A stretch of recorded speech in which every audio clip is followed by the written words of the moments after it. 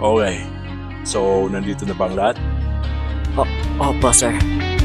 Good.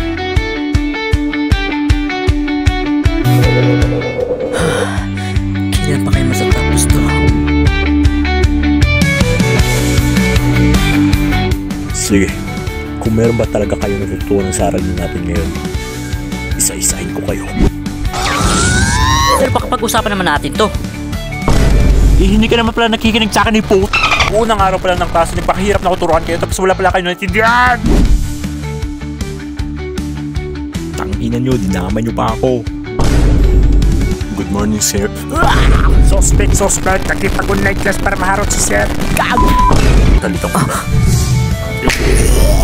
Si Chuck, hindi marunong mag-brush ng tubol niya sa CR. Ano bago yun? Kailangan ko siguro magpalit. Okay, class. Sorry lang. Sir, take it easy.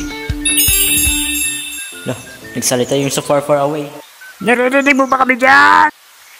Ha? Gago ka ba? O bakit? Totoo naman ah. Ba't kailangan mo pa sabihin? Iyan yung nakuha kong isagot eh. Okay. Ma'am, halos bawat oras na nagkakaroon ng bardagulan dito. Partida, unang araw pa lang ng online class ha. Sarapan niya na nilalandi ko si sir. Hindi ka ba nahiya? Ha? Hoy, manahimik kayo po.